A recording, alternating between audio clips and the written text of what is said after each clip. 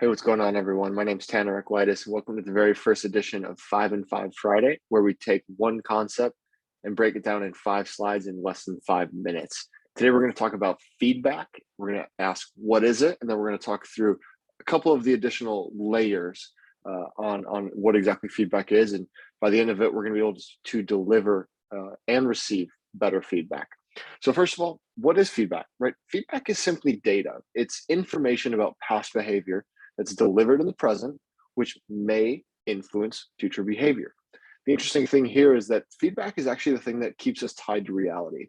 Without feedback, we would just be living in our own world. And we need feedback from other people and from the second source, which we'll get into in a second, to keep us grounded and not just like floating out there kind of on our own whim. So, what are the two sources of feedback? Well, first one is pretty obvious. It's people, right? And people can deliver feedback verbally and non-verbally. Verbally, they tell you something, right? A formal version of this is in a company performance review.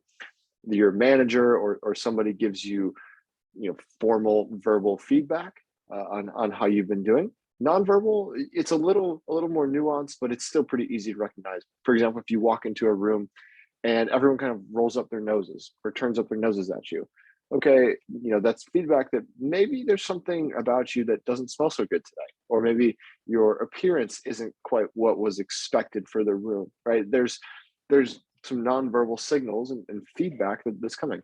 The second source is the world, right? And when we talk about this, we're talking about physical laws, right? So one example is for a baseball pitcher, right? If they're going to grab a baseball, they're going to throw a ball to a catcher or to a net or to something, and you can actually use a radar gun to track how hard that ball was thrown, right? You're going to track the velocity, and that feedback is going to inform the pitcher's subsequent throws. He's going to use it to either change something in his delivery or to not change something, right? Making that decision on how he wants to, if he wants to implement that feedback.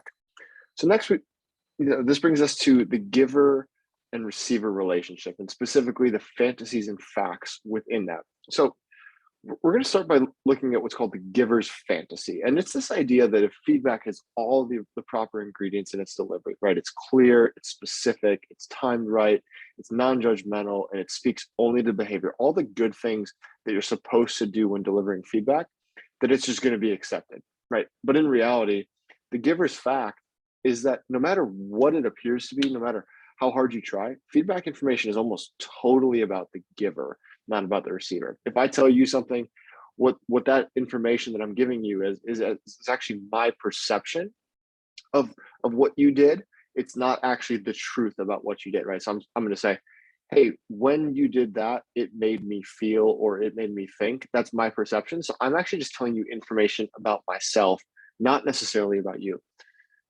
Then that gets into the receiver's fantasy, right? So the receiver, we're often told to, or we've kind of been led to believe that we're just really controlled by the giver's feedback. Whatever the giver of feedback says, we're just supposed to do it. We're supposed to listen to it, accept it as fact.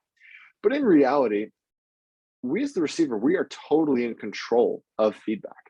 And we're responsible for how we process feedback, how we interpret it, and our decision on if and what we want to do in response to that feedback. And the implication here is you don't have to respond in the way that feedback asks, right? You are ultimately in control of how you receive feedback. So this is just one kind of interesting point that'll give you something to remember. So it's called the law of conservation of laws. And it's this idea that we all interpret feedback according to our existing model of the world. We discard feedback that doesn't gel with that model, and then we'll actually go out of our way to avoid feedback outside of that model as well. And this is due to a concept called loss aversion. If you're interested, you can go ahead and look it up. But the interesting thing here is that if we do it, right, and this is an admission that we all do this, so does everyone else, right? Everyone else around us is interpreting feedback according to their existing model of the world, which means that it's on us to basically build what Sam Hinkie calls an API into the other person's brain to connect with how they think about the world if you want them to change their behavior in response to your feedback. So something to think about as you deliver feedback, as you get better at this. Hope you enjoyed, hope you learned something, and we'll see you next time. Thanks.